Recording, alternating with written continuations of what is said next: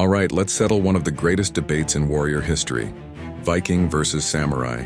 Who would win in a fight to the death?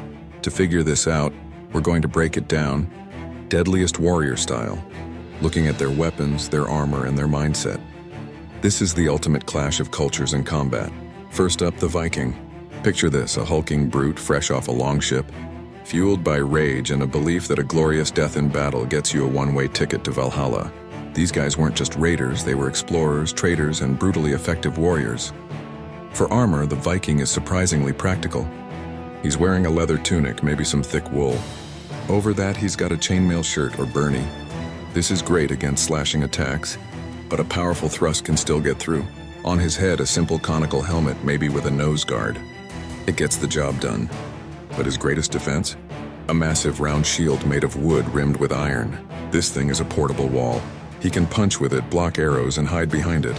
It's incredibly versatile. Now let's talk weapons. The Viking's primary tool is the long axe. This isn't just for chopping wood. With its long handle, it delivers bone-shattering force. It can hook shields, pull down opponents, and cleave through a helmet. It's a terrifying weapon of pure power.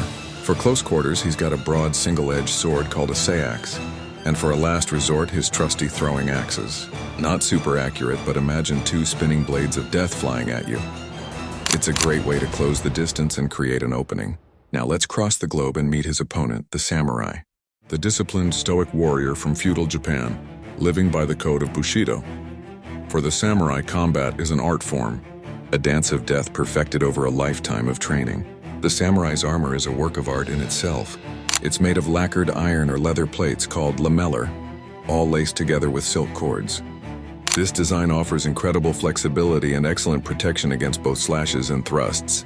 His helmet, the kabuto, is iconic, often with a fearsome mask, the menyari, designed not just for protection, but to intimidate the hell out of his enemies. Unlike the Viking's single piece of chainmail, the samurai's armor is a complex system, but it can have gaps. For weapons, the samurai is a walking arsenal.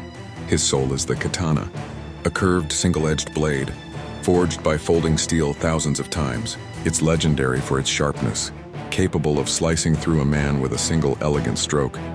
But that's not all. For longer range, he has the yumi, a longbow. It's asymmetrical, allowing him to use it on horseback or while kneeling.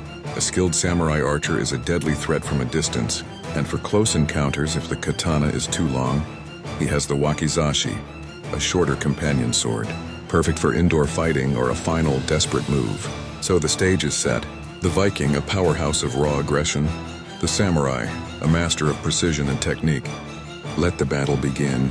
They face each other on an open field.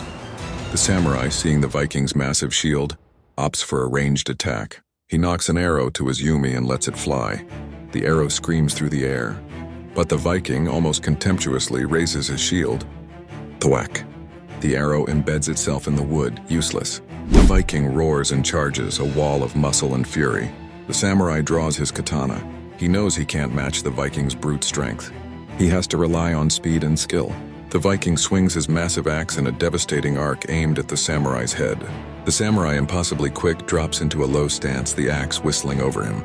He lunges forward, aiming a lightning-fast thrust at a gap in the Viking's chainmail. But the Viking is no dumb brute. He twists, using his shield to deflect the katana's tip. The force of the impact sends a jolt up the samurai's arm. The Viking shoves with his shield, sending the samurai stumbling back.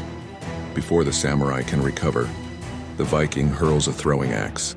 The samurai ducks, the axe spinning past his ear.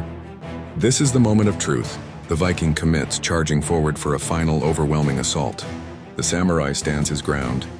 He sees the axe coming, another brutal overhead swing designed to split him in two, but instead of dodging, the samurai steps into the attack.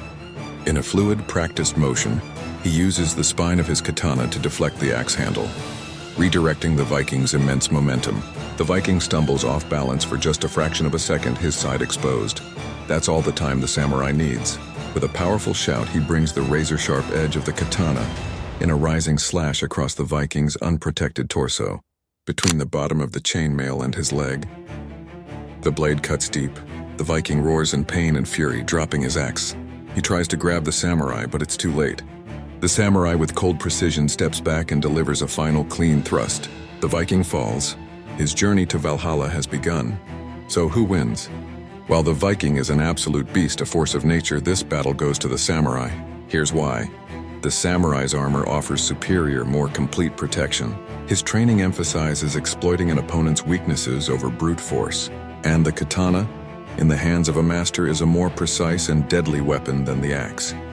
The Viking's strategy is to overwhelm, but the samurai's strategy is to outthink, outmaneuver, and deliver a single, perfect killing blow. Edge. Samurai.